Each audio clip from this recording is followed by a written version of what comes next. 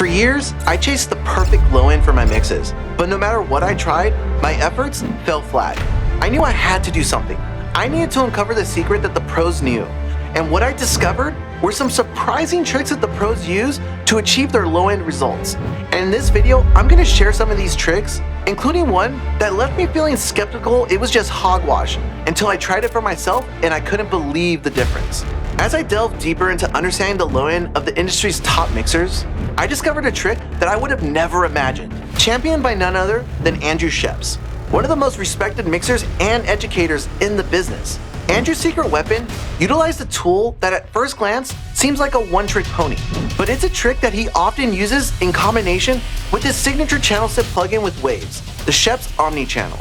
The Scheps Omni Channel is a unique hybrid plugin, and one of its most surprising features for a channel strip is not one, but two full-band de-essers, along with a sidechain option that could trigger the de-essers. Andrew's trick utilizes the narrowband option on one of the de-essers to have the de-esser de-ess. Say that 5 times fast. The bass guitar gets momentarily de-essed at the kick drum fundamental frequency via the sidechain. This gives more breathing space for the kick drum. As I tried this technique for myself, I couldn't believe the difference it made. It was like a veil had been lifted from my mix, revealing a whole new level of sonic depth, clarity, and punch to my low end. Now I gotta tell you about when I was working with Bo Burchell. Bo and I were no strangers to difficult mixing sessions, and often we'd get sent tracks that were less than ideal.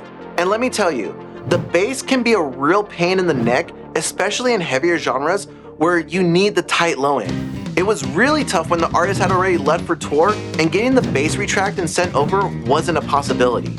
But of course, Bo had a trick up his sleeve that is so simple, yet so effective that it can tighten up any mix in no time. Bo would run the bass through Melodyne to get the MIDI data he needed. Then he would use a bass library like Punk Bass to get a virtual bass. Bo would then roll off everything except the low end of the bass notes on the virtual bass instrument, and then use a high-pass filter on the real bass until the two basses blended together perfectly. This helped to get a much more predictable and tight low end, and its impact is especially felt when the entire band comes in on the choruses and breakdowns.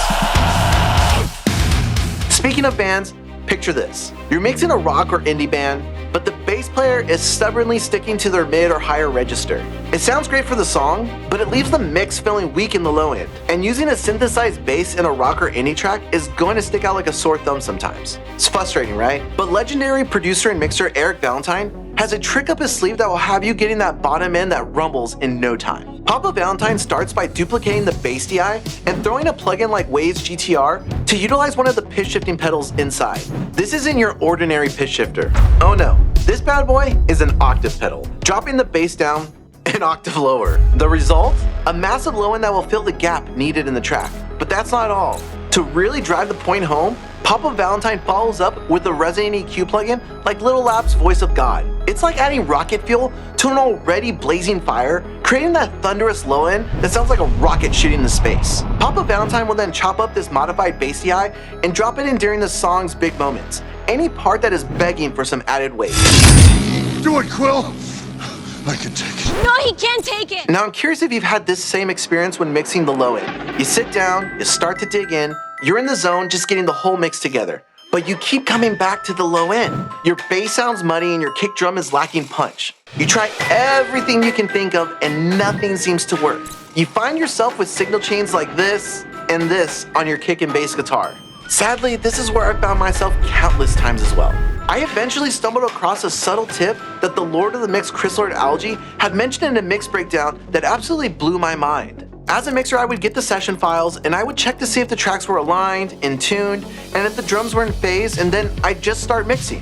But one part I often overlooked was checking the polarity and phase between all the bass instruments in the session to ensure they were all working together, so when the low-end information hit the speaker cones, it was all going in the same direction. Otherwise, the bass instruments would be canceling each other out and leading to some of the craziest signal chains we can come up with.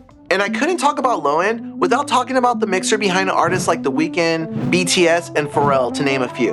3-time Grammy-winning mixer Jason Joshua. When it comes to low end, he's a magician, capable of conjuring up some deep guttural bass that will make your head spin. His secret? A trick so gnarly looking, you might think he's joking.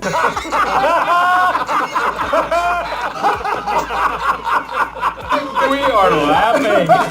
But trust me, it's no joke. Jason's bass saturation trick is set up by having all the bass tracks go to a bass auxiliary set. He then has a master track assigned to the bass auxiliary track. And like a mad scientist, Jason has not one, not two, not three, but seven, yes, 7 instances of Waves NLS. I've warned you, this was going to be ridiculous. What's this, mother? With this serial saturation processing, Jason is able to glue the bass and get it more upfront and wider all at once within a mix. But if you're like me, I just throw all the instances of NLS into patchwork, so it just takes up one single plugin insert slot. So Michael Brower is a legend in the mixing world, and his career spanning over 2 decades has allowed him to pick up a couple of incredible mix tricks. One of his tricks is so simple yet incredibly effective that it can help control the low end of the kick drum and the bass guitar without the need to retrain EQ or compression at the start. Michael employs the use of transient designers to alter the sustain of the kick and bass tracks when needed. But the downside to traditional transient designers is they affect the entire full band spectrum of the instrument they're being used on. Instead, using plugins like Oak Sound Spiff or AudioSoft's Multi-Transient can more accurately dial in the low-end sustain of the kick and the bass tracks, giving them the perfect balance to gel together. Now, a massive low end is essential for any mix to stand out from the crowd, but there are a plethora of tips and tricks that the top mixers use to make their mixes truly shine, which is why you'll want to watch this video for some mind-bending tricks that you'll want to put in your mixing toolbox right away.